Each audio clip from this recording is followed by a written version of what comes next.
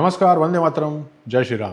आयुष्यात कधी कधी एक असा आघात होतो, एक अशी वेदना असते जी माणसाला पूर्णपणे उद्ध्वस्त करू शकते किंवा त्याला एका महामार्गावर नेऊन उभी करते. स्वतःच्या जवळच्या व्यक्तीला गमावल्यानंतर त्या दुःखाचं रूपांतर एका पवित्र संकल्पात करून लाखो लोकांचं आयुष्य वाचवणारे एक अफाट कर्तृत्वाचे धनी आज इन मराठी मंथनवर आहेत. ते म्हणजे डॉक्टर रोहित साने, माधवबागचे संस्थापक. जेव्हा त्यांच्या वडिलांना तीव्र हृदयविकाराचा झटका आला, 17 दिवस ते रुग्णालयात झुंज देत होते. सर्व काही करूनही जेव्हा बाबांना वाचवता आलं नाही, तेव्हा दुःख, हतबलता, प्रचंड राग असं सगळं मनात दाटून आलेलं असताना रोहित सरांनी एक शपथ घेतली. मी माझे बाबा वाचवू शकलो नाही, पण इतरांचे बाबा वाचवीन आणि या देशातून हृदयरोग हरवून दाखवीन. ही ती शपथ. त्या एका प्रतिज्ञेतून आणि अथांग वैद्यकीय अभ्यासातून माधवबागची अद्भुत क्रांती उभी राहिली. इन मराठी मंथनच्या या पॉडकास्टमध्ये आपण अत्यंत महत्त्वाच्या विषयांवर सखोल गप्पा मारल्यात. आयुर्वेद औषधं रिझल्ट द्यायला वेळ का घेतात? मॉडर्न मेडिसिन खूप स्ट्रॉंग असतं का? हे आणि असेच अनेक प्रश्न, असेच अनेक गैरसमज त्यांनी शास्त्रीय आणि सोप्या भाषेत दूर केलेत. आणि सगळ्यात महत्त्वाचं म्हणजे हृदयविकार होणारच नाही, इनफॅक्ट शरीराला कसलाही मोठा आजार जडणार नाही, अशी अतिशय सोपी, घरातल्या घरात पाळता येईल अशी एक सुंदर दिनचर्या त्यांनी सांगितली. हा एपिसोड एका मुलाच्या जिद्दीचा आणि एका डॉक्टरच्या समर्पणाचा प्रवास आहे. हा प्रवास नीट बघा, समजून घ्या आणि त्यातून तुमचं हृदय, तुमचं शरीर आणि तुमचं संपूर्ण जीवन आरोग्यमय करा. नमस्कार sir, thank you so much for joining. Doctor आणि ते सर, मला ते इतकं अवघड जातं ना की काय. तुम्ही do you associate yourself with doctor नाव? कारण ऑन्ट्रप्रेन्युअर जास्त रोल असेल तुमचा. नॉर्मली काय होतं, सकाळी 7 वाजल्यापासून ते सकाळी 10:30 वाजेपर्यंत मी डॉक्टर असतो. आणि मग 10:30-11 नंतर मग मी एंटरप्रेन्युअर, बिझनेसमॅन काही बनून जातो. सो तो एक इम्पॉर्टंट आपल्या जीवनातला खूप गोष्ट इम्पॉर्टंट असते असं मला वाटतं, की ज्या गोष्टीमुळे तुम्हाला जो काही सक्सेस मिळालेला आहे, जो काही एंटरप्रेन्युअरशिप निर्माण झाली, ती माझ्या त्या मेडिकल ज्ञानामुळे निर्माण झालेली आहे. सो हे ज्ञान मला नेहमी सर्वात इम्पॉर्टंट असणार आहे, कारण का या ज्ञानाच्या आजूबाजूला बाकी सगळं फिरत असतं. So this is very important. म्हणून सकाळचा माझा जो क्लिनिक असतो ते मी दररोज नियमित तिथे असतो. ते करून नंतर मग बाकीच्या गोष्टी. मग तुम्ही प्रॉपर म्हणजे कन्सल्टेशन वगैरे हे सगळं 3 तास चालतं? येस. अच्छा. यात कुठे द्वंद्व झालंय? Especially because you are an Ayurvedic vaidya. काय होतं, आयुर्वेद हा तसा कमर्शियल फील्ड नाही आहे ना, जसं ॲलोपॅथी किंवा मॉडर्न मेडिसिन बद्दल बोललं जातं. म्हणजे मी टीका म्हणून म्हणत नाहीये, पण it is a very commercial, very professional. ही औषधं, ह्या टेस्ट्स, आमची एवढी फीस. आयुर्वेद एक्झॅक्टली विरुद्ध आहे. मी मागे डॉक्टर परीक्षित शेवडेशी गप्पा मारल्या ना, तेव्हा ते सुद्धा तेच म्हणाले की आम्हाला तो रुग्ण बरा करणं ही आमची प्रायोरिटी आहे. म्हणजे ते शिकवलंच तसं गेलंय. आता तुम्ही एवढा मोठा व्यवसाय उभारताय, सांभाळताय, त्याला मोठंही करायचंय, बरेच बिझनेस गोल्स पण असतील. सो तो रेव्हेन्यू वाढवत न्यायचा आहे आणि ॲट द सेम टाईम एक आयुर्वेदिक वैद्य आहात जिथे नॉट सो प्रोफेशनल. तर हे द्वंद्व होतं कधी? सो आता जसं एक द्वंद्व म्हटलं ना, तसे बरेच द्वंद्व असतात. की बेसिकली मी शिकलेलो MBBS, मी केलेलं आहे fellowship in cardiac rehab Apollo हॉस्पिटलमध्ये, आणि त्याच्यानंतर मी आता आयुर्वेद प्रीच करतो. सो हे एक द्वंद्व असतं. बापरे, मोठंच द्वंद्व आहे. प्लस तुम्ही जे म्हणालात तोही एक प्रकारचं मनातलं सारखं चाललेलं असतं की काय करावं, कसं करावं वगैरे वगैरे. सो द्वंद्व होतं का? होतं, ह्याला काही वाद नाही. बऱ्याच वेळेस जेव्हा पेशंट समोर आलेला असतो तेव्हा मेंदूत दोन्ही प्रकारचे ज्ञान असतात, की मी ह्या पेशंटला आत्ता ॲलोपॅथीचं कुठलं औषध दिलं तर त्याला किती इम्प्रूव्हमेंट मिळू शकेल, वर्सेस मी आयुर्वेदाची एखादी गोष्ट सांगितली तर त्याच्याने किती इम्प्रूव्हमेंट मिळू शकेल. प्लस ह्याच्याही पुढचं द्वंद्व असतं की मी शिकवतो होमिओपॅथी कॉलेजमध्ये. सो घडतं काय की तिन्ही सायन्सेसच्या दृष्टिकोनातून जेव्हा आपण पेशंट बघतो तेव्हा जास्त फायदा स्वतःला न होता पेशंटला होत असतो. कारण का घडतं काय की जर त्या पेशंटला सगळ्या प्रकारे ॲनालाइज केलं गेलं असेल तर त्या पेशंटला ॲक्च्युअल त्रास जो आहे त्या त्रासाला बरं करायला सर्वात सोपा रस्ता या 3 शास्त्रांमधला कुठला आहे, तो घेऊन पुढे चालणं जास्त सोपं जातं. सो हे पहिली गोष्ट. सो हे नेहमी द्वंद्व म्हणावं का ॲनालिसिस म्हणावं ह्याच्यावरती नेहमी प्रश्न आहे. पण येस, ह्या प्रकारचं जर ॲनालिसिस ईच मेडिकल प्रोफेशनल जर करायला लागला तर सर्वात जास्त बेनिफिट कोणाला होईल, तर तो पेशंटला होईल. सो हे द्वंद्व असतं का 100%, आणि माझ्या अनुसार सगळ्यांच्या मनात असायला हवं. मग तो ॲलोपॅथी प्रॅक्टिशनर असो, आयुर्वेद असो, होमिओपॅथी असो, काहीही असो, द्वंद्व हे जगात घडायला हवं. कारण का हे शोधायला, कारण का आपला देव कोण आहे, तर आपला देव हा पेशंट आहे. हा जर बरा झाला तर आपण जगात सुखी राहणार आहोत. सो ही पहिली गोष्ट. दुसरी गोष्ट, जसं तुम्ही म्हणालात बिझनेस गोल्स असतात, बऱ्याचशा गोष्टी असतात 101% असतात. कारण का कुठल्याही गोष्टीला जर साध्य करायचं असेल तर त्याला काहीतरी गोल्स हे नेहमी ठेवायला हवेत. आता या बिझनेस गोल्सना बिझनेस वाईजच ड्राईव्ह करायला हवं का, तर नॉट नेसेसरी. बऱ्याच वेळेस त्या बिझनेस गोलचे जे मेट्रिक्स असतात, जसं फॉर एक्झाम्पल की मी जर समजा हे ठेवलेलं असेल की आज ह्या महिन्यात मला 1000 पेशंट मला जर तपासायचे आहेत आणि त्यांना बरं करायचं आहे, घडणार याच्यातून बिझनेस आहे, पण गोल ठेवलेला आहे या पेशंटचं डिसीज रिव्हर्सल. जर गोल्स तुमचे अलाइंड असतील तुमच्या मिशनशी, तर माझ्या मते द्वंद्व वाईट दिशेचं होणार नाही. कारण का द्वंद्व दोन्ही प्रकारचे असतात, एक कन्स्ट्रक्टिव्ह, एक डिस्ट्रक्टिव्ह. डिस्ट्रक्टिव्ह द्वंद्व तेव्हाच घडू शकेल जर मिशन तुमचे जे तुम्ही गोल्स ठरवलेले आहेत ते तुमच्या ॲक्च्युअल पॅशनशी जर मेळ खात नसतील तर प्रॉब्लेम. मेळ कशाचा खायला पाहिजे, जसं in case of Madhavbaug, in case of मी, व्हॉट हॅपन्स इज, माझ्यासाठी टार्गेट असतो की ह्या पेशंटला काहीही करून येणं केनं प्रकारेनं या पेशंटला मला त्याच्या डिसीजमधनं रिव्हर्स करायचं आहे. मग जो कुठला रस्ता घेता येईल तो घ्यायला मी तयार असतो. अच्छा, बरं. म्हणजे असं होतं बरेचदा की instead of Ayurveda you recommend. Absolutely. जिथे खूप गरजेचं आहे तिथे एखादी गोष्ट घेणं काही चुकीचं नाही. म्हणजे माझ्या अनुसार ना कुठलीही पॅथी चुकीची नाही. अर्थातच. हो. हां, काय होऊ शकतं आजकाल जे थोड्या कधी कुठे मारामाऱ्या आपल्याला दिसून येतात की ॲलोपॅथी, आयुर्वेद, होमिओपॅथी वगैरे वगैरे काहीतरी दिसून येतं. माझ्या अनुसार ते सायन्स जे आहे, ॲलोपॅथी असेल, आयुर्वेद असेल, होमिओपॅथी असेल, कुठलंही सायन्स कधी चुकीचं नसतं.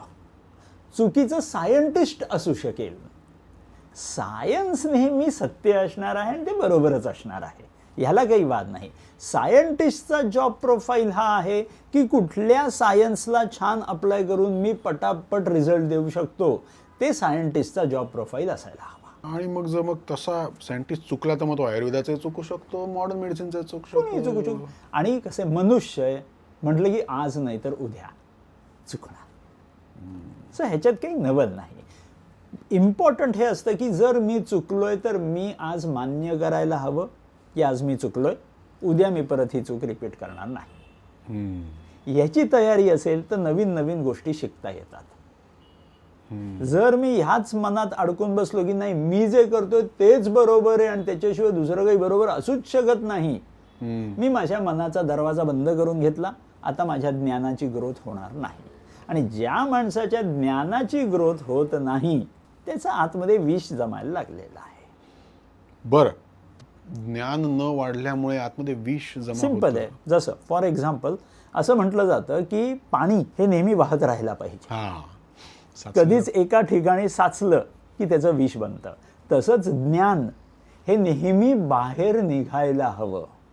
जितक्या लोकांपर्यंत पोचवता येईल तितकं ते ज्ञान आतमध्ये मल्टिप्लाय होतं. फीडबॅक मिळतो म्हणून. Absolutely. There are several reasons. मी बोलता बोलता मला सुद्धा काही नवीन गोष्टी सुचणार, मी बोलता बोलता समोरच्याला काहीतरी नवीन गोष्टी सुचणार, त्यांनी मला काहीतरी विचारल्या कारणाने मला माझ्या मेंदूत आतमध्ये जाऊन अजून प्रश्नाची उत्तरं काढून द्यायला लागते. They could be several reasons ज्याच्याने माझं ज्ञान वाढत जाणार ज्ञान देताना. पण जर मी स्वतःला ह्याच पॉईंटमध्ये धरून बसलो की माझं ज्ञान सर्वश्रेष्ठ आहे म्हणून मी दुसऱ्याला सांगायचं नाही माझा फॉर्म्युला, प्रॉब्लेम. जर मी माझं ज्ञान फक्त माझ्याकडे ठेवायचं म्हटलं तर ते ज्ञानाचा काही उपयोग नाही. आणि ज्या गोष्टीचा उपयोग नाही त्यालाच तर विष म्हणतात. आणि ते ठेवून करतो काय. आयुर्वेदाकडे ज्या दृष्टिकोनातनं आम्ही बघतो ना, तर असं फार पूर्वी केलेला रिसर्च, फार पूर्वी लिहिलेलं, तर ते आता हसलात तुम्ही हे म्हटल्यावर.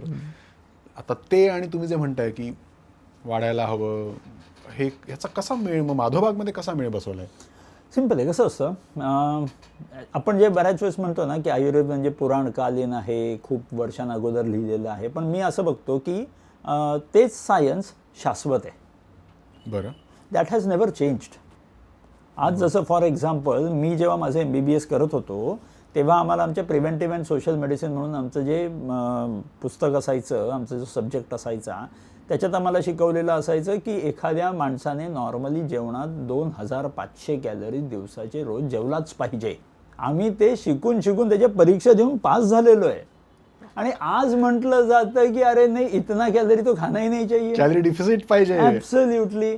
मग आता आम्ही शिकलो, आम्ही जे परीक्षा देऊन एवढे पास झालो, त्याचं काय झालं? ते गेलं पाण्यात. नॉर्मली ज्ञान असं पाहिजे जे वर्षानुवर्ष चालू आलेलं असताना सुद्धा कन्सेप्ट सेम राहतोय. हां, ॲप्लिकेशन्स चेंज होतील, कन्सेप्ट सेम राहायला पाहिजे. जसं फॉर एक्झाम्पल वात पित्त कफ तेव्हापासून आहे, ते आत्ताही आहे. शरीर तर 7 धातू आहे, ते आत्ताही आहेत, तेच आहेत. सो हा कन्सेप्ट जो सांगितला गेलेला आहे आयुर्वेदाचा, तो concept has been absolutely stand still. त्याच्यात कुठे कन्सेप्ट नाही चेंज होणार, ॲप्लिकेशन्स त्याचे चेंज होत राहतील. माझ्या अनुसार हे जे पुराणकालीन सायन्स आपण म्हणतो ना, ह्याला पुराणकालीन सायन्स का म्हटलं जातं? कारण का खूप वर्षांअगोदर ते लिहिलेलं आहे शरीराचं सायन्स. शरीर जोपर्यंत चेंज होत नाही तोपर्यंत ते सायन्स सेमच राहणार. हां, समजा उद्यापासून समजा हात नसलेले, पाय नसलेले जर माणसं नॉर्मल म्हणायला लागलो आपण त्यांना की त्यांना अशा पैदा होताना हे नसतं, तर मग सायन्स चेंज करायला हवा आयुर्वेदाचं की इंटरनल ऑर्गन्स म्हणजे हृदयच बदललं, मेंदूच बदलला तर काहीतरी वेगळं होईल. पण जोपर्यंत ह्युमन बॉडी हीच निर्माण होतीये तोपर्यंत ते सायन्स सेम राहणार, तोपर्यंत ते चेंज व्हायला नाही हवं. नाव बऱ्याच वेळेस लोकांचं असं म्हणणं असतं की मग आयुर्वेद खूप स्लो काम करतो, खूप त्याला काम करायला वेळ लागतो आणि त्याचे रिझल्ट्स खूप लेट दिसतात. मी असं बिलकुल समजत नाही. आयुर्वेद इमिजिएट ॲक्शन्स दाखवू शकतो. नाव जसं फॉर एक्झाम्पल मला नेहमी लोकांना हे सांगायला आवडतं की आयुर्वेद स्लो नाही आहे. स्लो काय असतं किंवा फास्ट काय असतं, तर मोड ऑफ ॲडमिनिस्ट्रेशन ऑफ मेडिसिन हे फास्ट आणि स्लो होऊ शकतं. जसं फॉर एक्झाम्पल मी एखादं औषध जेव्हा तोंडा वाटे देतो तेव्हा त्याला माझ्या पोटात पोचून माझ्या रक्तात पोचायला साधारण 6, 8, 10 तास लागतात. त्या गोळ्या जे काही औषध असेल त्यांच्या ट्रॅव्हलिंग मेकॅनिझमवरती 8-10 तास लागतील. पण तेच औषध मी IV दिलं तर इमिजिएट 2 मिनिटात माझ्या रक्तात पोचलं. So this was the mode of administration of medicine which was important. मी ॲलोपॅथीचं औषध सुद्धा मी खायला घातलं, त्याला पण काम करायला 7-8 तास तेवढाच वेळ ते काम करतं आणि त्याच्यानंतर ते शरीराच्या बाहेर जातं. सेम वे जर मी ॲलोपॅथीचं औषध IV दिलं तर ते फास्ट काम करतं. तसंच आयुर्वेदाचं औषध सुद्धा मी खायला घातल्यानंतर त्याला तेवढाच वेळ लागतो. मी जर आयुर्वेदाचं औषध IV दिलं तर ते पण फास्टच काम करणार. प्रॉब्लेम हा आहे की legal system of India doesn't allow Ayurveda to be injected IV नाही, IM नाही, काहीच अलाउड नाही आहे. आणि ते अलाउड नसल्या कारणाने आयुर्वेद ज्या स्पीडने ॲलोपॅथिक औषध IV टाकल्यावरती काम करत त्या स्पीडने ते नाही करत. सिम्पल आहे, लॉजिक आहे, त्यात काही चुकीचं नाही आहे. परत दुसरी गोष्ट, आता काही लोक म्हणतात नाही आयुर्वेदाचं औषध खाऊन 6-6 महिने खाल्ल्यानंतर त्याचा रिझल्ट दिसतो. असं काही नाही. फॉर एक्झाम्पल समजा एखाद्या माणसाला एखादा डायबेटिक माणूस आहे आणि त्याला साखर त्याच्या शरीरातली कमी झाली आणि कमी झाल्या कारणाने चक्कर येऊन पडला. आपण त्याला पहिलं काय खायला देऊ? साखर खायला घालू, आहे की नाही? त्या जिभेवर साखर खायला घातली, मग ही साखर खाल्ल्यानंतर 1-2 मिनिटात जो माणूस उभा राहिला, ही साखर ही आयुर्वेदिक आहे का ॲलोपॅथिक आहे? हर्बल आहे, नॅचरल आहे. बरोबर. सो या साखरेने जर 2 मिनिटात या माणसाला उठवलेलं आहे तर ही आयुर्वेदिक साखर जी आहे हिने तर 2 मिनिटात काम केलं, मग ॲक्शन फास्ट आहे. प्रॉब्लेम फक्त हा आहे की ही साखर मी आता जिभेवरती टाकली म्हणून ती फास्ट ॲक्शन दाखवलं. हीच साखर त्या चक्कर आलेल्या माणसाला मी हाताला चोळत बसलो असतो, correct, it would have not helped.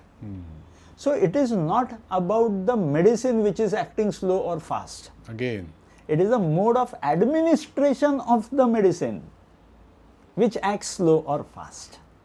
So कुठल्याही सायन्सला कंडेम करायच्या ऐवजी आपल्याला त्याच्या बाबतीत छान ज्ञान घेण्याची गरज आहे की मी स्ट्रॅटेजी काय लावलेली आहे त्या औषधाला आतमध्ये पोचण्यासाठी. जसं मी उलट बऱ्याच वेळेस म्हणतो की आयुर्वेद फास्ट आहे का स्लो आहे म्हणण्यापेक्षा असं म्हटलं जातं की ॲलोपॅथी औषध जे असतं ते खूप स्ट्रॉंग असतं, ते खूप ताकदवर असतं. हां, पण आता ना त्याच्या मागचं सायन्स समजून म्हणजे घेणं potency बद्दल ना की- ऍब्सोल्युटली हां, हां. पोटेन्सीच्या बाबतीत आहे की नाही. पण तुम्हाला माहिती आहेत का की कित्येक औषधं ॲलोपॅथीचे जी आहेत ती आयुर्वेदिकच आहेत. आता काय तुम्ही सांगता? इनो प्यायलात का कधी? हो. इनो आयुर्वेदिक आहे. हाऊ डज इट, म्हणजे हाऊ डू यू डिफाईन हे आयुर्वेदिक औषध आहे की सिम्पल आहे. त्याचा कंटेंट जो आहे तो, मी जर केमिकल, आता मी तिन्हीचं कंटेंट सांगतो तुम्हाला. समजा ॲलोपॅथिक, आयुर्वेदिक आणि होमिओपॅथिक. एक एक्झाम्पल घेऊया आपण. तुम्ही खसखस खाल्ली आहे कधी? हो. हां, खसखसला पॉपी सीड्स म्हणतात. हो. हां, आणि त्याशीच सगळे प्रकारचे औषधं. मी तुम्हाला एक सिम्पल एक्झाम्पल घेऊन सांगतो. सर्पगंधा नावाचं एक आयुर्वेदिक औषध आहे. हो. हां, सर्पगंधा नावाचं औषध ज्याच्याने छान झोप येते आणि BP लो होतं. ओके, सो ते सर्पगंधा नावाचं औषध जर सेम पूर्ण झाड वापरलं, ते पौधा वापरला, that is an Ayurvedic plant. त्याच सर्पगंधाचा ॲक्टिव्ह प्रिन्सिपल रिसरपाईन जर मी काढून वापरला तर दॅट बिकम्स ॲलोपॅथिक, कारण का मी ॲक्टिव्ह प्रिन्सिपल काढून वापरतोय. आणि तेच सर्पगंधा मी जर अल्कोहॉलमध्ये ट्रिच्युरेट केलं आणि मी अल्कोहोलिक प्रिपरेशन त्याचं वापरलं तर that becomes homeopathic. Active ingredient सर्पगंधाचे. बर. आयुर्वेदाचं औषध मी अख्खं वापरतोय, ॲलोपॅथीचं मी एक ॲक्टिव्ह प्रिन्सिपल घेऊन मी त्याचं केमिकल सिंथेटिक मटेरियल बनवलं, ते माझं ॲलोपॅथिक झालं. ॲक्टिव्ह प्रिन्सिपल म्हणजे काय असतं? म्हणजे काय की एक औषध जे असतं त्याच्यात जे काही पौधा असेल, जे काही औषध असेल, त्याच्यातनं 99 नॉन ॲक्टिव्ह प्रिन्सिपल असतात आणि एक ॲक्टिव्ह प्रिन्सिपल असतो. म्हणजे काय की काम करायला, जसं आपल्या क्रिकेट टीममध्ये एक सचिन तेंडुलकर असतो आणि बाकीचे त्याला सपोर्ट करणारी टीम असते, तसंच कुठल्याही द्रव्यात एक त्यातला कॅप्टन असतो आणि बाकीचे त्याला सपोर्टिंग टीम मेंबर्स असतात. तुम्ही तेंडुलकरचं नाव घेतलं, कोहली किंवा सूर्यवंशी नाही, हे फार बरं झालं सर. कोणीतरी आपल्या काळातलं बोलतंय असं. सो होतं काय की इच द्रव्यामध्ये एक तेंडुलकर असतो आणि काही टीम मेंबर्स असतात. ॲलोपॅथी आम्ही काय करतो तर आम्ही फक्त तेंडुलकरला घेतो आणि अशी टीम बनवतो ज्याच्यात 100 तेंडुलकर आहेत आणि त्याला म्हणतात ॲलोपॅथिक औषध. जर पूर्ण टीम घेतली गेली तर ती आयुर्वेदिक औषध. आणि ह्यालाच फक्त मी अल्कोहॉलमध्ये ट्रिच्युरेट करून जर मी मोड ऑफ ॲडमिनिस्ट्रेशन केलं तर दॅट बिकम्स होमिओपॅथिक. बरं. सो इम्पॉर्टंट काय आहे हे समजणं की औषध तेच आहे, पोटेन्सी स्ट्रॉंग आणि वीक असं काही नाही. That is the mode of administration. औषध सेमच आहे. वर तुम्ही कुठलंही औषध घ्या ॲलोपॅथीमधलं, तुम्ही आता जर रक्त पातळ करणारं जे काही औषध असतं इकोस्प्रिन नावाचं, हां, सो ते औषध त्या झाडाचं हे काय आहे तर जलवेतस आयुर्वेदामधलं प्लांट येते ज्याच्यातून ते एक्स्ट्रॅक्ट केलं गेलेलं होतं. तुम्ही मलेरिया कधी कोणाला झाला असेल तर मलेरियाची औषधं जी ॲलोपॅथीमध्ये वापरले जातात ते क्विनिन नावाचं झाड आहे ज्याच्यातून मलेरियाचं औषध काढलं जातं. तुम्ही जर डिजिटॅलिस नावाचं औषध, हार्टमधलं सर्वात बेस्ट ॲलोपॅथीमधलं औषध ते आहे काय, फॉक्सग्लो म्हणजे हृतपत्री नावाचं झाड आहे आयुर्वेदातलं. तुम्ही कुठलंही औषध घ्या ॲलोपॅथीमधलं, पॅरेंट औषध, त्याचा सोर्स 80-90% वेळा is from the natural resource. साहजिक आहे, निसर्गात नसतं येणार आहे. सो मी असं समजतो की आयुर्वेद हा ॲलोपॅथीचा बाप आहे, पॅरेंट आहे. आज ॲलोपॅथी हे विसरला आहे की माझे वडील कोण आहेत, ते उद्या परवा कधीतरी कळू शकेल. 2 प्रश्न आहेत सर, की मी दोन्ही आत्ता विचारतो विसरू नये म्हणून, की सरकारने हे जे लिमिटेशन आणलं ॲडमिनिस्ट्रेशनच्या मोडॅलिटीवरचं, ते का बरं आहे, त्याचं कारण काय? आणि दुसरं, हे जी पोटन्सी त्या मूळ सोर्सकडनं काढून ॲलोपॅथीमध्ये ती 100 तेंडुलकर बांधणं जसं ॲलोपॅथीला जमते तसं आयुर्वेद करू शकत नाही का, किंवा का करू करत नाही? शकतो. दुसऱ्या प्रश्नाचं उत्तर आधी घेऊया आपण, की हे एकत्र 100 तेंडुलकर एकत्र करून एका गोळीत टाकणं नक्की होऊ शकतं, पण सगळ्या गोष्टींचे काही फायदे असतात, काही तोटे असतात. अच्छा, मी जर एखादी टीम बनवली, इंडियन क्रिकेट टीम, ज्याच्यात फक्त तेंडुलकरच आहेत, इट विल नॉट फिट. त्याचे फायदे खूप असतील, रन्स खूप बनतील, बॉलिंगचं काय प्रॉब्लेम बॉलिंग फिल्डिंग सगळाच प्रॉब्लेम येईल, राईट. पण ॲट द सेम टाईम जेव्हा कधी आयुर्वेदाचं असतं ते नेचरने दिलेलं कॉम्बिनेशन आहे. भले त्याला ॲक्ट करायला आतमध्ये डोस मोठा घ्यावा लागतो, पण मला ॲडव्हर्स इफेक्ट्स कमी करतील. वाईल ॲलोपॅथी औषध मी जेव्हा वापरतो, एकच ॲक्टिव्ह प्रिन्सिपल आहे, त्याच्यात ताकद खूप आहे, पण त्याच्याबरोबर आलेले ॲडव्हर्स इफेक्ट्स पण खूप आहे. सो आपल्याला ॲज अ टीम कोच आपल्याला ठरवायचं आहे की आपल्याला कुठल्या प्रकारची टीम पाहिजे. तर हे दुसऱ्या प्रश्नाचं उत्तर. पहिल्या प्रश्नाचं उत्तर की मोड ऑफ ॲडमिनिस्ट्रेशन जे काय पण आयुर्वेदात अलाउड नाही. आता त्याला ना बरीच कारण आहेत. कुठलं कारण पहिलं आलं काही कोणाला माहिती नाही. जसं काही लोक म्हणतात आयुर्वेदात रिसर्चच नाही म्हणून आम्ही असे काही औषधं देणारच नाही. काही लोक म्हणतात तुम्ही आम्हाला अलावच नाही केला असा रिसर्च करायला, आम्ही रिसर्च करून करणार कसं. खूप आधी आयुर्वेदात IV आणि IM असायचे, ते बॅन केले गेले. कधी म्हणजे काही खूप आधी 20-30-40 वर्षांअगोदर देअर वर फ्यू कंपनीज ज्याच्यात आयुर्वेदिकचं IV injection IM injection available असायचं. अरे बापरे. हां, पण ते दॅट हॅज बीन बॅन्ड. बऱ्याच वेळेस ह्याच्या मागे हजारो कारणं असतात, ते आपल्याला काय माहिती नसतात नक्की. पण हे सत्य आहे की आत्ता legally it is not available, की अशी औषधं FDA परमिशन देणार नाही, हे क्लिअर आहे. आता त्यावर काही प्रयत्न चालू आहेत म्हणजे किंवा करा किंवा एक्झॅक्टली व्हॉट इज. आता कसं आहे, फॉर एक्झाम्पल आपण जसे बरेचसे रिसर्चेस करत असतो, त्या रिसर्चमध्ये आता जेव्हा हार्ट अटॅक पेशंट्सना येतो तेव्हा हार्ट अटॅक आलेला असताना आपण हॉस्पिटलमध्ये ॲडमिट करून आपण असे काही औषधं देतो ज्याच्याने रक्ताची गुठळी जी काही निर्माण झालेली असते ती तोडली जाते. त्याला थ्रॉम्बोलायटिक औषधं अशी म्हणतात ॲलोपॅथीमध्ये.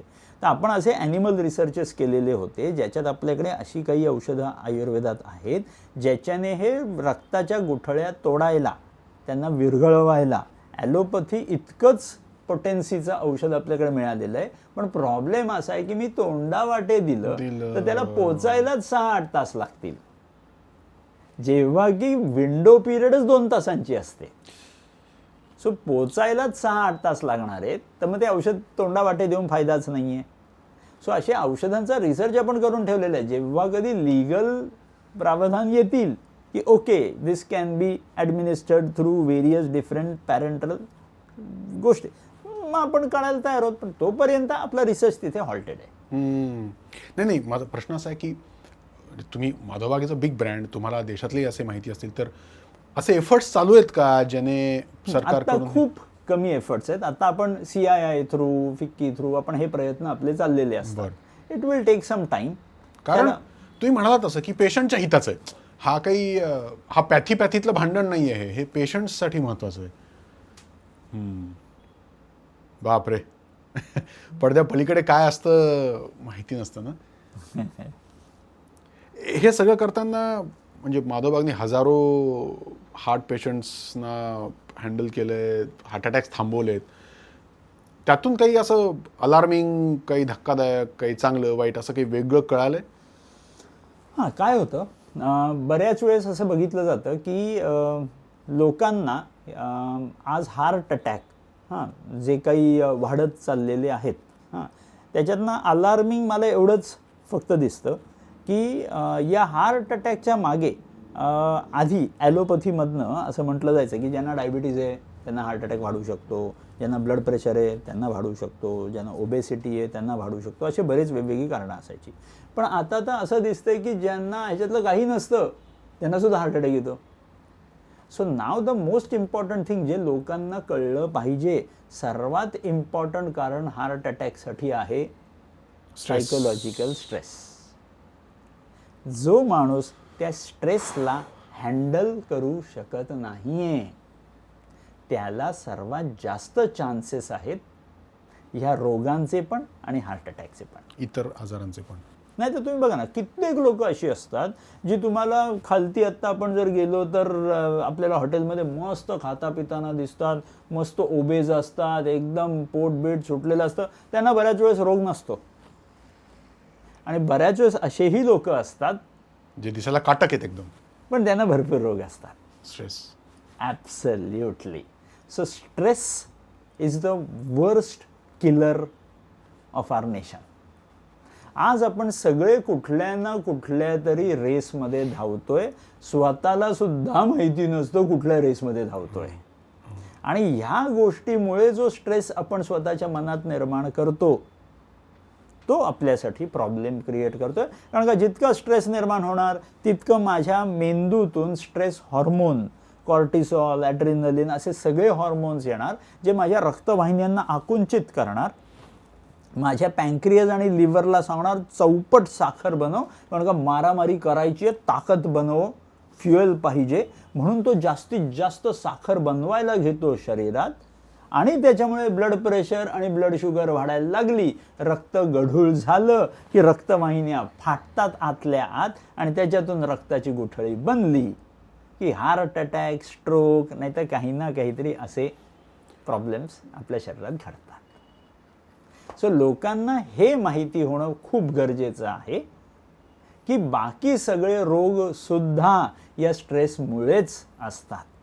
बऱ्याच वेळेस असं बघितलं जातं, कित्येक लोक असतात त्यांच्या घरात काहीतरी मोठे मोठे समारंभ असतात आणि त्या समारंभ संपल्यानंतर त्यांची साखर खूप वाढलेली असते. अच्छा. कारण का they have gone through that stress for the time being. आणि त्या स्ट्रेसमुळे हे सगळे प्रॉब्लेम्स त्यांना सहन करायला लागतात. काही दिवसानंतर स्ट्रेस कमी होऊन जातो, आपोआप त्यांची साखर, ब्लड प्रेशर वगैरे नॉर्मल होते.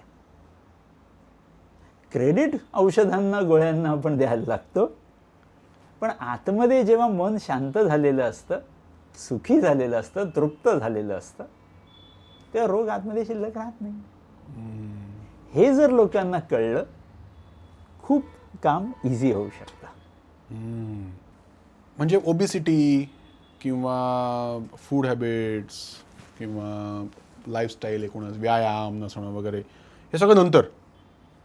स्ट्रेस हा म्हणजे ऑब्व्हियसली काही गणित नाही आहे किंवा स्पर्धा नाही आहे, पण हे सगळं एकत्र जातं. जसं फॉर एक्झाम्पल, स्ट्रेस न घेणारा माणूसच छान व्यायाम करू शकतो. खरं आहे. आणि व्यायाम करणारा छान माणूस जो असतो त्याला कधी स्ट्रेस येत नाही. आणि तो खाण्यापिण्यावर आपोआप कंट्रोल करेल. कारण का हे सगळं ना एकाच कॉईनचे वेगवेगळे बाजू आहेत. कारण का मी छान जर व्यायाम करत असेन तर मी उगीच अनटायडी काहीतरी जेवायला जात नाही. जर मी छान स्ट्रेस घेत नसेल आणि मी छान राहत असेल, माझ्या मनातून प्रसन्न राहत असेल, तर मला व्यायाम करायचं मोटिवेशन राहतं. तर मी सकाळी लवकर उठणार, मी मस्त माझ्या लाईफमध्ये मोटिवेटेड असणार, या सगळ्या गोष्टी घडणार. सो मी जेव्हा बघतो, आता मागचे 26 वर्ष मी जेव्हा या सगळ्या फील्डमध्ये काम करतोय, मला एवढीच गोष्ट दिसलेली आहे की इकडनं माणूस जर छान राहिला, मोटिवेटेड राहिला, तर त्याला कुठलाही प्रॉब्लेम येऊ शकत नाही. हे हळूहळू जगाने आता मान्य करायला सुरुवात केलेली आहे. आपण आपल्या लोकांना हे सांगून त्यांना सांगितलं पाहिजे की life is too easy, it is very simple, keep it simple. आपण स्वतःला उगीच कॉम्प्लिकेट करवतो की उद्या काय होणार आहे, परवा काय होणार आहे, ते कधीच आपल्या कंट्रोलमध्ये नाही आहे. जे काही होणार आहे ते ऑलरेडी लिहिलेलं असेल कदाचित, आपल्याला फक्त ते सहन करायचं. जर वाईट होणार असेल तर ते वाईट गोष्टीतून जाण्याचा आपल्याला आतमध्ये छान पॉवर बनवायला हवी, छान आपल्याला आतमधलं साहस आपल्याला वाढवायला हवं. जर छानच होणार असेल तर ते छान होत असताना सुद्धा आपल्या मनात हवा घुसणार नाही, याची आपल्याला तयारी करायला हवी. तयारी करून ठेवलेली असेल तर स्ट्रेस राहत नाही. पण काय सर, EMIs आहेत, बॉस त्रास देतो, बायको बरोबर पटत नाही, आई रागावते. आता याचं कारण जे असतं ना, ह्याचं कारण आपल्या पास्टमध्ये असतं. काहीतरी मी त्या कुत्र्याला चावलेलो आहे म्हणून तो कुत्रा मला आज चावतोय, हे समजून घ्यायला हवं. माझी काहीतरी चूक इन द पास्ट झालेली असणार, म्हणून आज मला ह्याच्यातून जावं लागतंय. उत्तर असं आहे, आज मी माझी चूक करायला नाही हवी, म्हणजे माझा म्हणजे मला उद्या कुत्रा अंगावर येणार नाही. सिम्पल आहे. जसं फॉर एक्झाम्पल बॉस मला त्रास देतोय, बॉसला फक्त एवढंच पाहिजे असतं की त्याची कंपनी, त्याची फर्म छान त्यांनी करावं, छान सक्सेसफुल व्हावं, आणि त्याच्यासाठी त्यांनी मला अपॉइंट केलेलं होतं. आता जर त्या बॉसच्या एक्सपेक्टेशन अनुसार मी जर वागलेलो नसेन तर ऑब्व्हियसली तो मला चावणार, याला काही वाद नाही. इथे उत्तर काय असतं, तर इथे दोन्ही गोष्टींचं समतोल येणं, communication through is the answer. की जर आपण नीट विचारून घेतलं, बॉस असो, बायको असो, मग नंतर अजून कोणीतरी असो, जर आपण समतोल कम्युनिकेशनमधनं आणलं तर हे प्रॉब्लेम्स कदाचित सॉल्व्ह होऊ शकतात. सो आपण काय करतो, ते न करता आपण उद्याची चिंता करत बसतो की उद्या हा मला किती त्रास देणार आहे. सो प्रॉब्लेम माझ्या पास्टमध्ये होता, ज्याच्यासाठी मी प्रेझेंट खराब करतोय आणि इमॅजिन करतोय की फ्युचर पण खराब असणार. जे घडून गेलं ते घडून गेलं, ते चेंज नाही करता येणार. आज माझ्याकडे आहे, आज चेंज करूया, म्हणजे उद्या सुंदर होईल. म्हणजे बायकोला विचारून सगळं करा, स्ट्रेस येणार नाही, हे तर मला मान्यच आहे.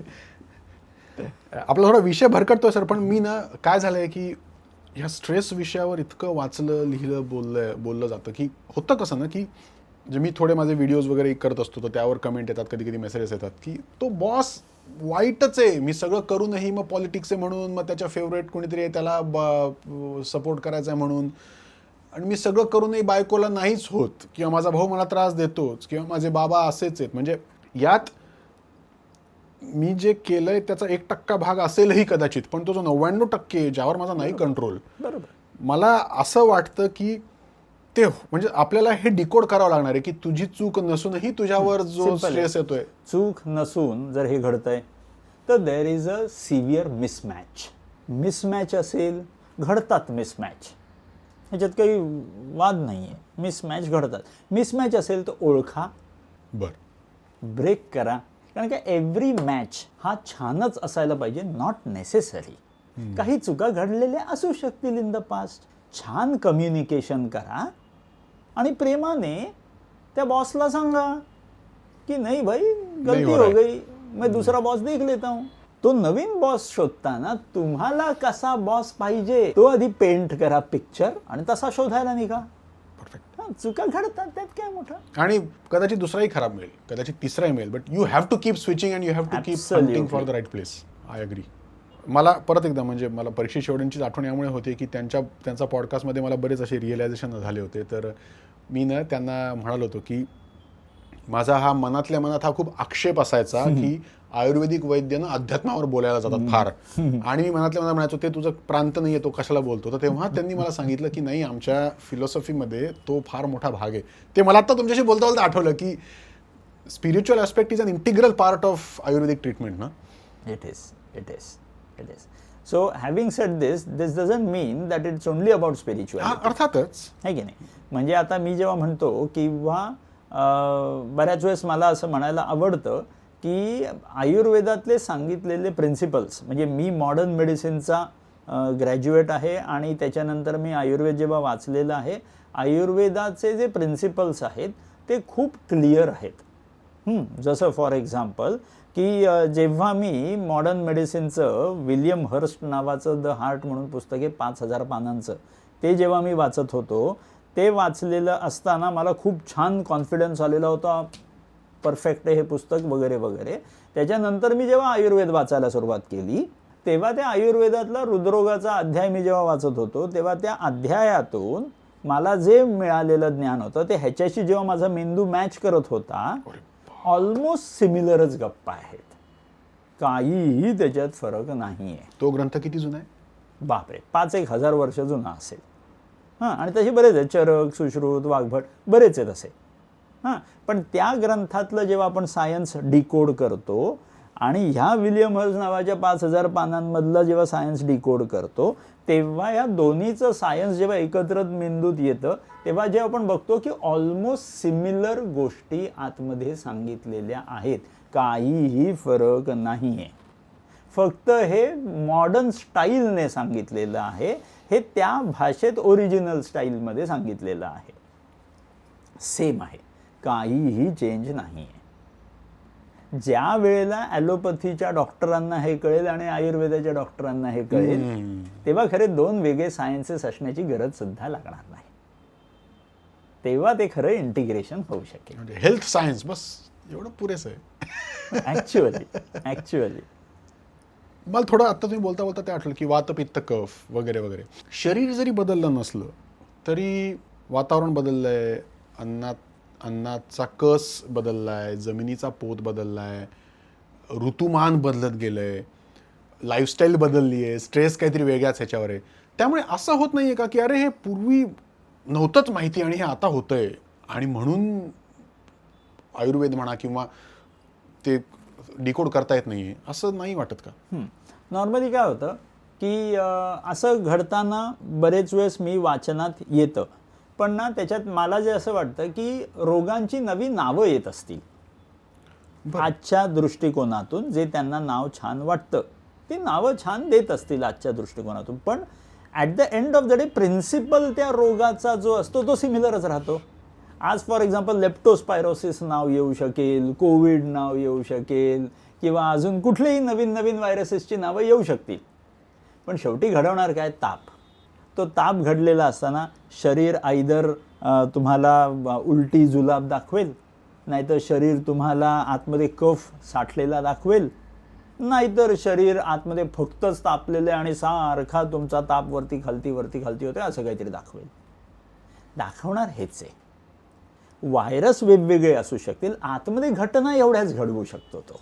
आयुर्वेदाने किती सिंपल करून ठेवलेलं आहे की तो म्हणतो हे जे घटना दिसत आहेत या घटनांच्या अनुसार तुम्हाला तुमची चिकित्सा प्लॅन करायची आहे. व्हायरस कोणी असो, घटना आतमध्ये जे घडत आहेत त्याच्या अनुसार तुम्ही चिकित्सा करा. ॲलोपॅथी म्हणतं नाही कोविड आहे ना, कोविडच्या मागे जा, किंवा लेप्टोस्पायरोसिस आहे त्याच्या मागे जा, त्या जंतूला मारा. आयुर्वेद म्हणतं जंतूला मारायचं मारा, व्हॉटेवर करा, पण आतमध्ये शरीराचे जे फिजिओलॉजिकल गोष्टी घडत आहेत पॅथॉलॉजीकडे जाणाऱ्या त्यांना परत रेक्टिफाय करून तुम्ही फिजिओलॉजीकडे आणा. This is what I have decoded that science like. Hence I think की Ayurveda is much more simpler than allopathy. Really? Absolutely. जसं फॉर एक्झाम्पल डायबिटीजचं एक्झाम्पल घेऊया आपण. नॉर्मली डायबिटीजचं पूर्ण नाव ॲलोपॅथीने सांगितलेलं काय? Diabetes mellitus. मेलिटस म्हणजे काय तर गोड. डायाबिटीज म्हणजे काय? युरिनमधनं जाणे. जेव्हा कधी लघवीतून तुमचा गोड पदार्थ जाईल म्हणजे साखरेसारखी गोष्ट जाईल लघवीतून तेव्हाच डायबिटीज म्हणायचं आहे. बरं. अरे बापरे. बरं. जर तुमच्या लघवीतून साखर जात नाही आहे तर तो डायबिटीज मेलिटस नाही असं ॲलोपॅथीमध्ये आम्हाला शिकवलं गेलेलं आहे. हे राम. आणि अरे बापरे. आयुर्वेदात सुद्धा असंच सांगितलेलं आहे, प्रमेह. म्हणजे जर लघवीतून जर गोड काहीतरी जात असेल तर त्याला प्रमेह म्हणायचं आहे. सो जोपर्यंत लघवीतून साखर जात नाहीये तोपर्यंत you are not a diabetic. Sugar level वगैरे कसं आहे आता की रिसर्चेस जसे पुढे पुढे पुढे पुढे होत जातात आणि त्याच्या मागची अजून काहीतरी कारणं जेव्हा असतात तेव्हा त्या लघवीतून कधी जाते साखर, तर आमचं मॉडर्नचं सायन्स म्हणतं 180च्या वरती तुमची ब्लड शुगर गेली की लघवीतून तुम्हाला साखर जाताना दिसणार. But this is not hard and fast rule. बऱ्याच वेळेस 250ची साखर असताना सुद्धा लघवीतून जात नाही, कारण का ती स्ट्रेसमुळे तेवढ्या वेळेसाठी जर साखर वाढलेली असेल शरीराला गरजेचं होतं म्हणून, मग ती लघवीतून नाही टाकणार, ती युटिलाइज करते साखर शरीर. आणि जर लघवीतून जात नसेल तर त्याला डायबिटीज म्हणण्यात अर्थ नाहीये. पण नाव द लीगल प्रोव्हिजन असं आहे, साखर वाढलेली दिसली लोकांना घाबरवणार आणि त्यांना according to me it is very very simple. जेव्हा मी सर्जरी माझ्यासाठी सर्वात जास्त आवडतं माझा सब्जेक्ट होता. I was a topper in surgery. आणि आमच्या लव्ह अँड बेलीच्या बुकमध्ये लिहिलेलं आहे wait and watch is the first line of action. उगाच गोळ्या चालवू नका, वेट अँड वॉच. काय घडतंय ते बघा, त्याच्या अनुसार तुमची ॲक्शन घ्या. Surgery is the last resort. Absolutely. कारण का सर्जन जे आज सर्जरीज करतो आपण त्या सर्जनला सुद्धा हे माहिती आहे की फादर ऑफ सर्जरी कोण आहे, तर सुश्रुत, जो आयुर्वेदिक सर्जन होता. सो कुठलंही ॲलोपॅथीचा जर तुम्ही भाग घेतला काढून, त्याला बॅकएंडला आयुर्वेद उभा आहे. सो सांगायचं तात्पर्य असं की जेव्हा कधी आपण अशा कुठल्याही गोष्टींच्या बाबतीत विचार करतो की ह्या रोगाला चेंज झालेलं आहे ॲटमॉस्फिअर, चेंज झालेली आहे लाईफस्टाईल, आणि हे सगळ्या गोष्टींकारणाने नवीन रोग बनतायत. रोगाची नावं नवीन असू शकतील, रोग येण्याचा आतमध्ये येण्याचा त्याचा जो रस्ता आहे तो वेगळा असू शकेल, त्याची तीव्रता वरती खालती असू शकेल, आतमधले फिजिओलॉजिकल प्रिन्सिपल्स जे पॅथॉलॉजीमध्ये चेंज होणार आहेत ते नेहमीच तेच असणार. त्याच्याशिवाय दुसरं काहीच घडू शकत नाही. माझ्या शरीरात आयदर कफ वाढू शकतो, नाही तर पित्त वाढू शकतं, नाहीतर वात वाढू शकतो. हे टू सिम्पलिस्टिक नाही का वाटत सर? खरंच आहे, मला सुद्धा हाच प्रश्न होता की लाईफ इतनी सिंपल कैसी हो सकती है, लेकिन सिंपल ही है. आपण ठरवलंय नाही कुछ तो कॉम्प्लिकेट होना चाहिए, म्हणून आपण कॉम्प्लिकेट करायचा प्रयत्न करतो. लाईफ तेवढीच सिंपल आहे. फॉर एक्झाम्पल, तुम्हाला माहिती आहे का की पाईनॅपल जेव्हा आपण खातो तेव्हा आपला कफ विरघळतो आणि आपण कफ बाहेर टाकतो. कांदा खाल्ल्यानंतर आपला कफ हे होतो आणि म्युकोलायटिक बाहेर निघतं. याच गोष्टींना ॲलोपॅथीच्या कफ सिरपमध्ये वापरलं जातं. इट इज सो सिम्पल की कांदा खाल्ल्यानंतर तुमचा कफ विरघळणार आणि तो बाहेर निघणार. छे, तुम्ही आता नॉर्मल समजा तुम्ही लस्सी प्या, लस्सीने कफ मस्त जमा होतो आतमध्ये भरपूर, आणि मग त्याच्यावरती कांदा घ्या, उलटी होऊन बाहेर पडणार सगळं, कारण की त्यांनी तेवढा कफ बनवला, सगळं बाहेर येईल. नॉर्मली काय, लाईफ इज सो सिम्पल. अशाच सिम्पल गोष्टींनी आपण स्वतःला नीट करू शकतो. आपण समजतोय काहीतरी भयंकर, काहीतरी कॉम्प्लिकेटेड आहे आणि म्हणून आपण कॉम्प्लिकेटेड उत्तरं काढायला जातो. जसं हृदयरोग. हृदयरोग काय आहे, तर माझा हृदय तेवढ्या स्ट्रॉंगली पंप मारायला पाहिजे ज्याच्यातून सगळं रक्त माझ्या पूर्ण शरीरात जाऊन परत हृदयाकडे यायला पाहिजे. सो हृदयाचा पंप जो असतो तो इतका शक्तिशाली असतो की तो 7 टेनिस कोर्ट जे असतात तेवढ्या लांबपर्यंत रक्त फेकू शकतो. आपल्या शरीरात किती रक्तवाहिन्या आहेत, जर कोणाला माहिती नसेल तर माझ्या शरीरातल्या सगळ्या रक्तवाहिन्या बाहेर काढल्या आणि एकमेकाशी जोडायला गेलो मी, तर एका व्यक्तीच्या शरीरात इतक्या रक्तवाहिन्या बाहेर येतील की अख्ख्या पृथ्वीला 2 प्रदक्षिणा होतील. म्हणजे 60,000 माइल्स लांबीच्या रक्तवाहिन्या माझ्या एकट्याच्या शरीरातून निघतील. आणि त्याच्यात सर्वात इम्पॉर्टंट गोष्ट काय, फर्स्ट पॉईंटपासून लास्ट पॉईंटपर्यंत जायला त्या RBCला, लाल रक्तातल्या कणाला वेळ किती लागतो, तर फक्त 20 सेकंद. म्हणजे रक्ताचा स्पीड जर कॅल्क्युलेट केलात 1,80,000 मैल पर मिनिटच्या स्पीडने धावणारं रक्त आहे. सो या स्पीडने जे नेचरने बनवलेलं आहे आपल्या बुद्धीच्या पलीकडे आहे. या सगळ्या गोष्टींना प्रोटेक्ट करायला शरीराने ऑलरेडी छान छान गोष्टी बनवून ठेवलेल्या आहेत. आपल्याला स्वतःचं ज्ञान तिथे लावायची गरज नाही, शरीर स्वतः हील करतं. Just give some amount of time to itself. तर या हृदयाला जे इतक्या स्पीडने रक्तपुरवठा फेकतोय आणि परत खेचतोय स्वतःकडे, या हृदयाला हृदय रोग म्हणजे काय, तर या हृदयाला जेव्हा तो फेकण्याचा स्पीड, फोर्स जेव्हा कमी पडतो, बिचारा हृदय तो तेवढ्या स्पीडने ढकलू शकत नाहीये, तर तो स्पीड आणि फोर्स कमी पडला तर परत येताना सुद्धा तो कमीच स्पीडने येतो. सो जे हृदय आहे त्या हृदयाचं काम आहे फोर्सने पंप मारणं आणि सगळ्या रक्ताला पूर्ण पायापर्यंत नेऊन परत वरती स्वतःकडे उचलून आणणं. बऱ्याच वेळेस जर त्या हृदयाच्या मांसपेशीची ताकद कमी पडली तर तो तेवढ्या फोर्सने पंप मारत नाही, आणि पंप मारला नाही तर जे रक्त बाहेर निघालेलं आहे त्याच्याकडे एवढा स्पीड आणि फोर्स नाही आहे की तो परत उलटा फिरून येईल. तेव्हा तो खालती साठतो, तेव्हा पायावरती सूज दिसायला लागते. आयुर्वेदाने तिथे खूप सिंपल सांगितलेलं आहे की तुम्ही स्नेहन नावाची प्रोसेस करा, ज्याच्यात मी सगळा रक्तपुरवठा वरती हृदयाकडे आणून दिला. तर हृदयाला स्वतःचा रक्तपुरवठा मिळाला, तो परत स्वतःचं काम चालू करून टाकतो. त्याच्यात थोडं प्रेशर येत नाही. Absolutely, this is so simple.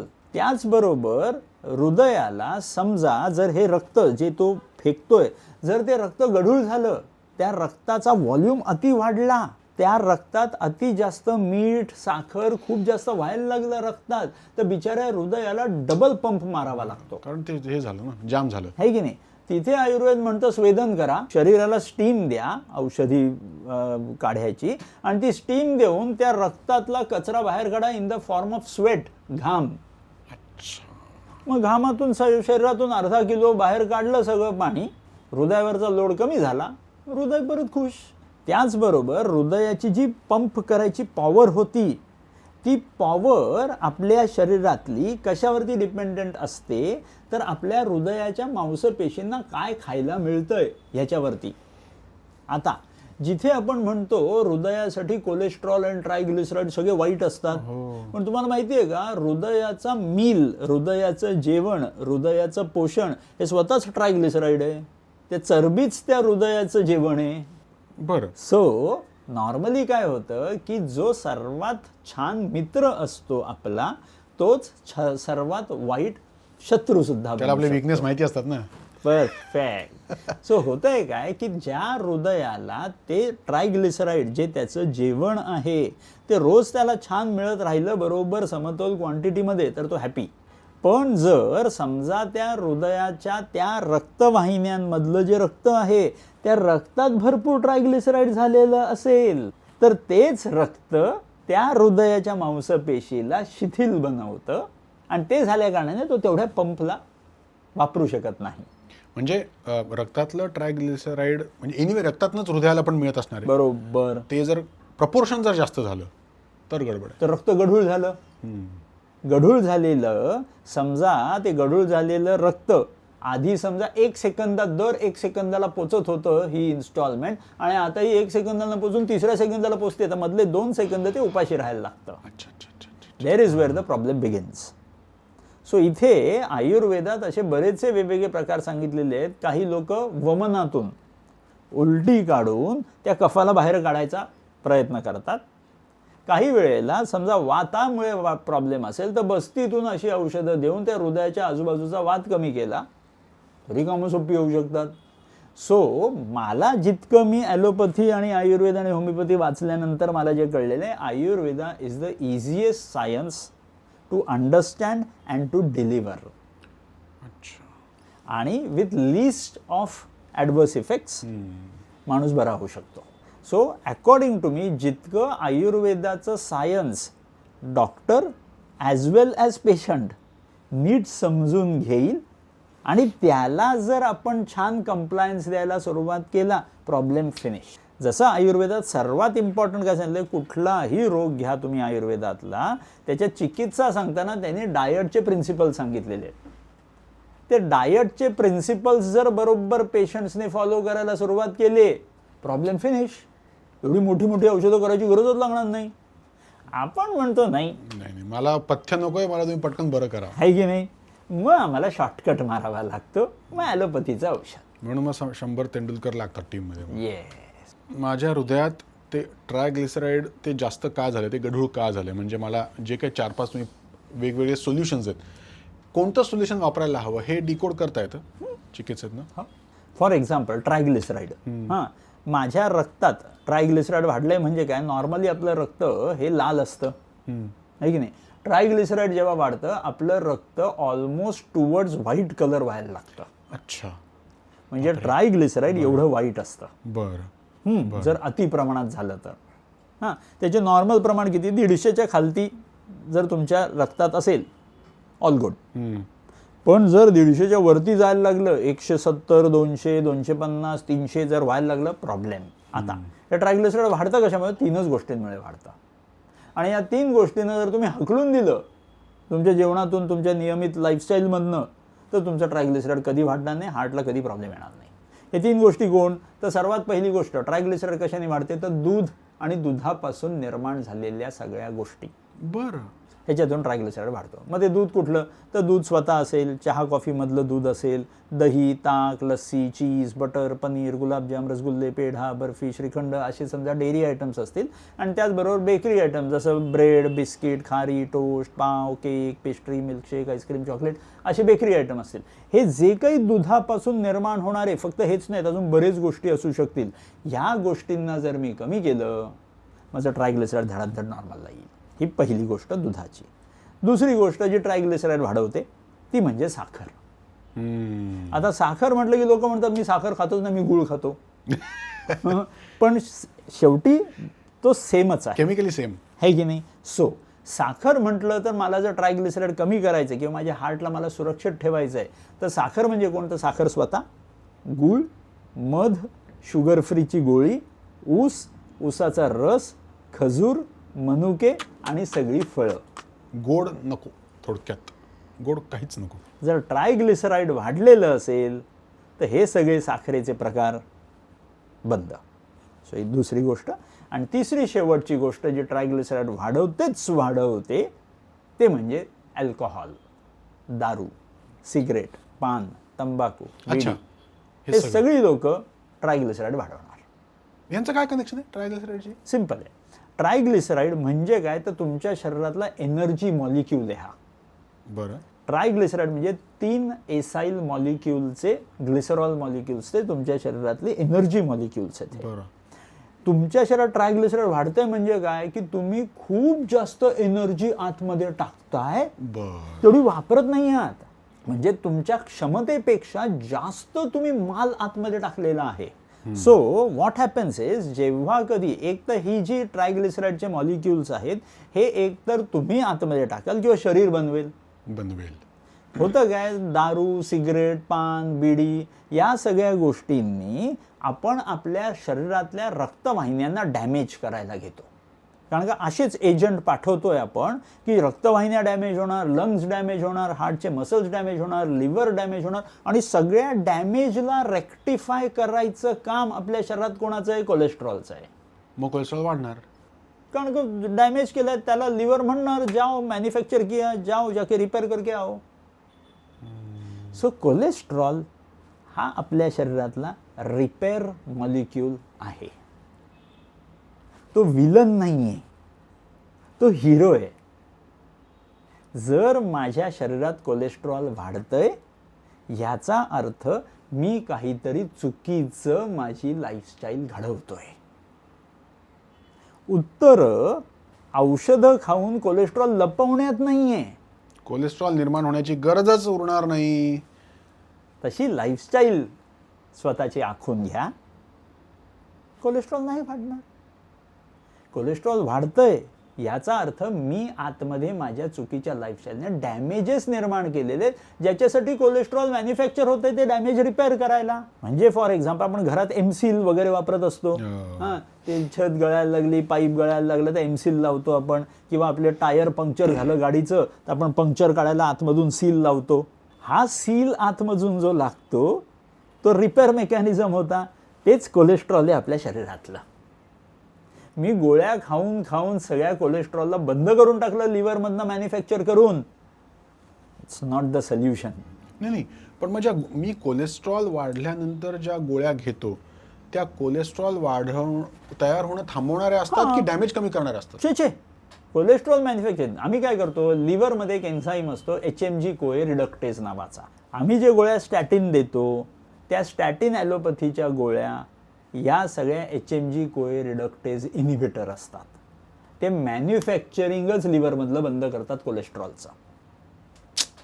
जर आपल्याला डॅमेज कमी करायचा असेल शरीरात केलेला, काल परवा जे काही चुका केल्या त्याचा जर डॅमेज कमी करायचा असेल तर त्याच्यासाठी आयुर्वेदातून हजारो उत्तर आहेत, ज्याला अँटीऑक्सिडंट्स म्हणतात. अच्छा, that is a cool word. So antioxidants म्हणजे काय की फॉर एक्झाम्पल तुळस. जर तुळस तुम्ही 10-15 पानं घेतली, वाटली आणि त्याचा 2 चमचे रस प्यायलात, 1,00,000 अँटीऑक्सिडंट शरीरात बनवू शकतात. आणि they are enough to heal the body from within. तुम्ही दुधीचा ज्यूस प्यायलात, भरपूर अँटीऑक्सिडंट्स मिळतील. तुम्ही कडुलिंबाची पानं चावून चावून खाल्ली, खाताना खूप कडू असतील, पण आतमध्ये जाऊन जबरदस्त फायदा देणार आहेत. लिव्हरला हील करतील, तुमच्या इंटेस्टाईनला हील करतील. आणि हेही न करता जर तुम्ही 8 ते 12 तासाचा उपवास केला कडक, तरी अँटीऑक्सिडंट्स तुमच्या शरीरात निर्माण होतील. अँटीऑक्सिडंट्स तुमच्या शरीरात तुम्ही आरामात निर्माण करू शकता, झालेल्या डॅमेजला हील करायला, रिपेअर करायला. त्याच्यात आपल्याला स्वतःवरती जे काही थोडेसे रूल्स घालून घ्यायचे ते घालून घ्यायला आपल्याला स्वतःची तयारी दाखवायला हवी. बऱ्याच वेळेस लोक आजकाल खूप अँक्शियस असतात, घाईत असतात, काहीतरी मला फटाफट उपचार करायचेत. कशाची घाई आहे कुणालाच माहिती नाहीये, पण घाई नक्की आहे. आणि त्या घाईमध्ये सहनशक्ती कमी, ॲब्सोल्युटली. आणि सहनशक्ती का कमी आहे? कारण का मी अँक्शियस होण्याचं स्वतःलाच ट्रेनिंग दिलेलं आहे. सो सहनशक्ती मी हळूहळू स्वतःची कमी करून घेतलेली आहे. मी जर उद्यापासून स्वतःला ट्रेन करायला सुरुवात केली की घडलेल्या ईच प्रॉब्लेमला इमिजिएटच उत्तर काढायला पाहिजे अशी काही गरज नाही. जरा सहन कर, जर हे असेल तर काम सोपं. नाही तर इमर्जन्सीज बघावे लागतात. आणि त्या इमर्जन्सीजमध्ये सहनशक्ती जास्त ठेवून फायदा होत नाही, कारण का तिथे युद्ध चालू झालं. युद्ध होण्याच्या अगोदर भरपूर आपण कर्म करू शकत असतो. ते न करता आपण युद्धाच्या वेळेस फक्त काहीतरी करायचा प्रयत्न केला तर खर्च पण जास्त होणार आणि हानी पण जास्त होणार. If you sweat in practice you bleed less in war. Perfect. तुम्ही म्हणतात असं सोपं आहे ऍक्च्युअली, पण तो धीर, संयम. म्हणून उत्तर काय, लोकांना आपल्याला काय शिकवायचंय तर छान लाईफस्टाईल आजपासूनच ठेवायला सुरुवात करा. म्हणजे उद्या प्रॉब्लेम आल्यानंतर आपल्याला धावाधाव करायची गरज लागत नाही. कारण का मी स्वतः बघितलेले, माझ्या वडिलांना जेव्हा त्रास झालेला होता, मी सगळी धावाधाव, मी तेव्हा खूप छान ॲलोपॅथी फिजिशियन होतो, सगळं ॲलोपॅथीचं करून बघितलेलं होतं, पण मी माझ्या वडिलांना वाचवू शकलेलो नव्हतो. उत्तर त्याचं मी तेव्हाच स्वतःला शिकवलं की लाईफस्टाईल छान स्वतःची पण असायला पाहिजे आणि समोरच्याची सुद्धा करूया, तर काम सोपं होऊ शकतं. कारण का हृदयरोग थांबवायला माधवबागचे 350 दवाखाने इनफ नाही पडू शकत. आज हृदयरोग इतक्या स्पीडने वाढतोय, त्या स्पीडला वाढवायला ईच व्यक्तीने माधवबाग बनलं आणि तो थॉट डोक्यात आणला की मी स्वतःला छान ठेवायला हवं, तर कोणी डॉक्टर लागणार नाही, कोणी माधवबाग लागणार. असं कसं तुमचा धंदा बंद होईल? म्हणून त्याला माझा धंदा एकच आहे की मला हृदयरोग मुक्त भारत बनवायचा आहे. तो बनवण्यासाठी मी काही करेन. कारण का मी माझ्या वडिलांना नाही वाचवू शकलो ना, आता मी शपथ घेतलेली की मी बाकीच्यांच्या वडिलांना नक्की वाचवेन. आणि ते मी करून नेहमी बाबांना सॉरी म्हणण्याचा प्रयत्न करत असतो. बापरे, काय झालं होतं सर, सांगू शकता नेमकं सरांना? म्हणजे नाही, सिंपल हार्ट अटॅक होता. आणि ते 17 दिवस, म्हणजे बाबांना ज्या वेळेला हार्ट अटॅक आला तेव्हा मी बाबांना ॲडमिट केलेलं होतं त्या ICUमध्ये. आणि 17 दिवस बाबांबरोबर मी as a attendant, as a doctor, as a junior physician, सगळ्या प्रकारे मी बाबांबरोबर 17चे 17 दिवस त्या ICUमध्ये होतो. बाबांच्या कॉटच्या खालती मी चटई टाकून झोपायचो, मला आजही आठवतं. आणि 17 दिवसात हे सगळं इमर्जन्सी मेकॅनिझम असताना सुद्धा त्यांना हॉस्पिटलमध्येच 3 वेळा हार्ट अटॅक आलेला होता, स्ट्रोक आलेला होता, किडनी डॅमेज झालेली होती, डायलिसिस करावं लागलेलं होतं. हे सगळं करत असताना सुद्धा 17व्या दिवशी आय लॉस्ट माय फादर. तेव्हा माझ्यासमोर 2 ऑप्शन्स होते. राग जो निर्माण झालेला होता तो वेंट आउट करायला हॉस्पिटल, डॉक्टर वगैरे सगळ्या सिस्टीमवरती राग काढू शकतो एक. दुसरं, राग काढू शकतो त्या रोगावरती ज्याने माझ्या वडिलांची ही हालत केलेली होती. त्या दिवशी मी ठरवलं, मेरा लाइफ का मिशन मुझे मिल गया, आता मी त्या रोगाला नाही सोडणार. तिकडनं जो अभ्यास चालू झाला त्याचं नाव आहे माधवबाग. कारण का माझं पूर्ण नाव रोहित माधव साने. वडिलांनी मला बऱ्याच वेळेस काही शिकवायचा प्रयत्न केला, पण तेव्हा जवानीचा जोश असतो, आपण काही ऐकत नाही. ते नेहमी मला म्हणायचे अभ्यास कर, अभ्यास कर. माझा अभ्यासाशी माझा 36चा आकडा होता त्यावेळेला.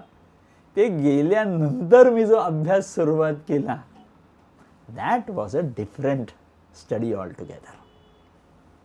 सो मी सगळ्यांना एवढंच नेहमी सांगू इच्छितो की स्वतःची लाईफस्टाईल छान करून टाका. करायचं आहे काय तर मी सूर्याच्या अनुसार जगायचं आहे. सूर्य जेव्हा डोक्यावरती येतो 12, 1:30, 2 वाजेपर्यंत, त्यावेळेला माझं दुपारचं जेवण झालेलं पाहिजे.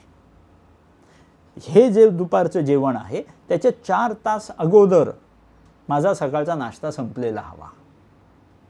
सकाळचा नाश्ता संपायला हवा 4 तास अगोदर, म्हणजे साधारण 8 ते 10च्या मध्ये माझा सकाळचा नाश्ता संपायला हवा. जर 8 ते 10च्या अगोदर माझा सकाळचा नाश्ता संपायला हवा तर त्याच्या अर्ध्या तासा अगोदर माझा व्यायाम संपायला हवा. म्हणजे 7:30ला जर व्यायाम संपायला हवा, अर्ध्या तासाचा व्यायाम हवा, तर 7 वाजता माझा व्यायाम चालू करायला हवा. उठायला मी 6 वाजता. सो जर 6-6:30ला उठलो, 7-7:30 पर्यंत व्यायाम संपवला, 8-8:30 पर्यंत माझा सकाळचा नाश्ता संपवला, 12-1-2 वाजेपर्यंत माझं दुपारचं जेवण संपवलं, त्याच्या 4 तासानंतर मी 6-6:30-7 वाजता, समजा जर रात्रीचं संध्याकाळचं जेवणच जेवून घेतलं तर 7 वाजता जेव्हा सूर्य मावळणार आहे, माझं जेवणाची जी पचवण्याची क्षमता आहे ती सुद्धा माझी संपणार आहे. 7-7:30 नंतर जेवून काहीही फायदा होत नाही, तसाच माल पडून राहतो. मग तुम्हाला तुमची लिव्हरमधली इन्नेट ताकद वापरावी लागते. फिक्स्ड डिपॉझिट तुमच्या बँकेतलं तुम्हाला वापरावं लागतं त्या जेवणाला पचवायला. आणि ते जर झालं तर तुम्ही तुमचं एजिंग प्रोसेस खूप फास्ट घडवत आहे.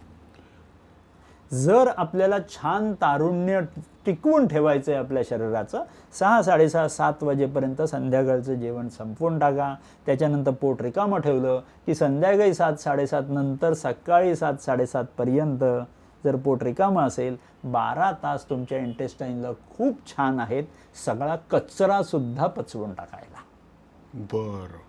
ही दिनचर्या फॉलो करायची. एक. दुसरं काय करायचं आहे लोकांनी तर खायला जे काही आत्ता ठरलं आपण, सकाळचा नाश्ता, दुपारचं जेवण, संध्याकाळचं रात्रीचं जेवण, हे जे 3 आहेत जेवणं, ह्याच्यात तुम्हाला काय ऐश करायची ती करा. बरं. वडापाव खायचा आहे त्याच्यात खा, तुम्हाला काय तळलेल्या गोष्टी खायच्या त्याच्यात खा. ते 3 टप्पे सोडले, मध्ये तोंडात काय टाकायचं नाही. नाही तर मग मी आज माझे मित्र आले म्हणून 3 वेळा चहा प्यायलो किंवा 4 वेळा माझ चहा पण अलाउड नाही का मध्ये? आता ते तुम्ही ठरवा. चहा घ्यायचा आहे ना तर तुमच्या त्या सकाळचा नाश्ता जे बसलेला त्याच्यात घ्या, पाहिजे तर दुपारच्या जेवणात घ्या, नाहीतर रात्रीच्या जेवणात घ्या. त्याच्यात तुम्हाला काय गोंधळ घालायचा आहे तो घाला. माझ्यासाठी फार महत्त्वाचा प्रश्न आहे. जेवला म्हणजे ब्रेकफास्ट नंतर चहा, जेवल्यानंतर चहा, नॉट गुड ना? नॉट गुड म्हणण्यापेक्षा दॅट्स अ पॉइझन. बापरे. कारण का कसं आहे, सिम्पल आहे. होतंय काय की तुम्ही जेवण आतमध्ये टाकलेलं आहे तुमच्या बॉडीनी छान त्याची एनर्जी बनवावी म्हणून. हो, है की नाही? हो. हां, लोक आजकाल एनर्जी विसरून गेलेले आहेत. जे खायला रस्त्यावर मिळतंय सब खाएंगे की कल रहने नहीं वाला है दुनिया में. नाही, हां. अशा प्रकारे आपण खातोय. माझ्या हिशोबाने त्याच्यात थोडीशी चूक आहे. ते न करता पोटाने जर भूक तुम्हाला लागवून दिली तर खा. बऱ्याच वेळेस लोक म्हणतात मला भूकच लागत नाहीये. नो प्रॉब्लेम, नका खाऊ.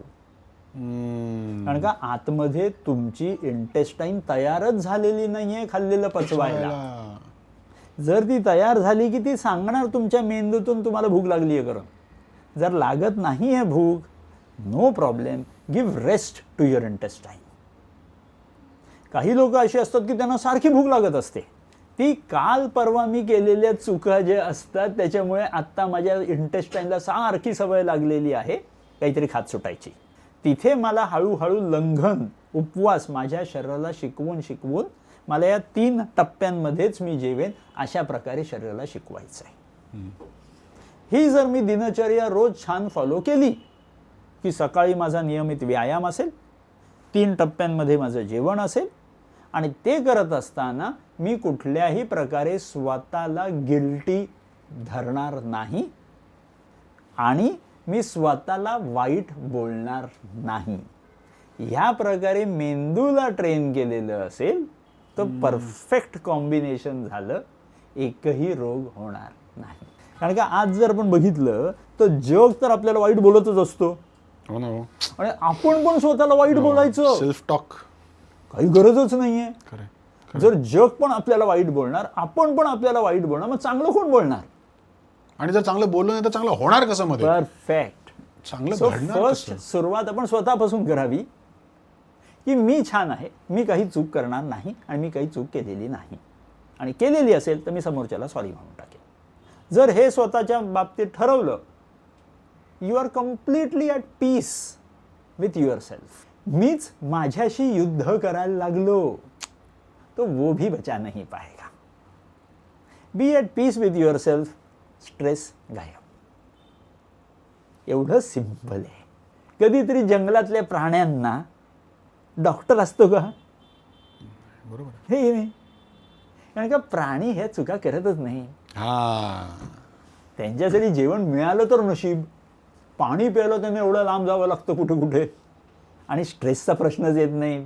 दिवसभर झोपा काढतात, रात्री बाहेर फिरायला निघतात, खाना मिला तो अच्छा.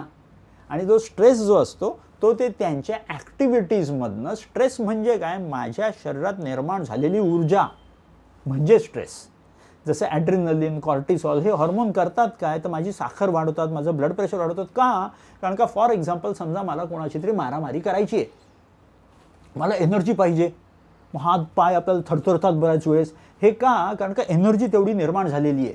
ठोसा मारायला जी काही एनर्जी पाहिजे ती निर्माण झालेली आहे, तुमच्या शरीराने निर्माण केली आहे. पण आपण ठोसा न मारता नुसतेच गप्पा मारत बसलो तिकडे, तर एनर्जी आपल्यालाच त्रास देते आणि शरीराची वाट लागते. मी इव्होल्युशनरी सायकोलॉजी थोडा, इव्होल्युशन आपलं तुम्हाला इंटरेस्टचा विषय आहे, तर मला हे स्ट्रेसचं ते जेव्हा कळालं ना, ते इतकं अंगावर आलं की आपला मेंदू, आपलं शरीर हा कोणता स्ट्रेस हँडल करण्यासाठी डिझाईन झालं आहे.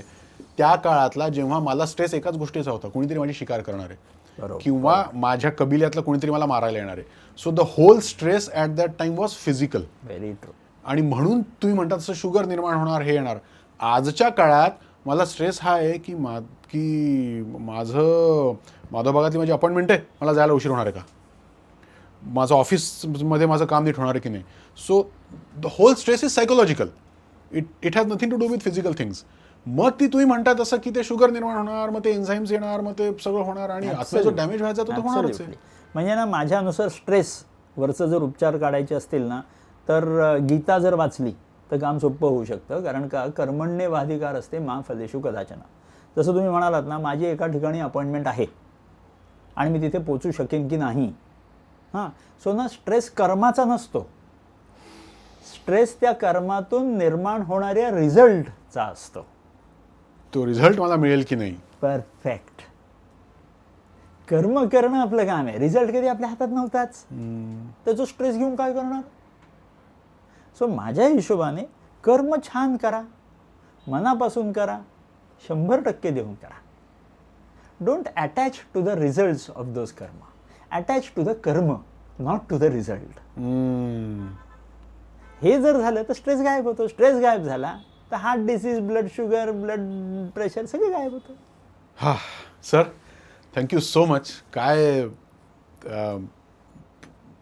म्हटलं तर खूप सोपं आहे, म्हटलं तर म्हणजे आता इतकं अवघड करून ठेवलंय ना आपण, इतकं अनावश्यकरित्या कॉम्प्लेक्स करून ठेवलंय आपण. आपला आनंद इतका दुसऱ्यांच्या हातात सोपवून ठेवलाय की माझे एम्प्लॉईज धड वागले नाही तरी मला स्ट्रेस आहे, माझे वेंडर्स धड वागले नाही त्याचा मला स्ट्रेस आहे, मी आज काम करून घरी गेल्यानंतर घरी कसं वातावरण असणार आहे त्याचा मला स्ट्रेस आहे.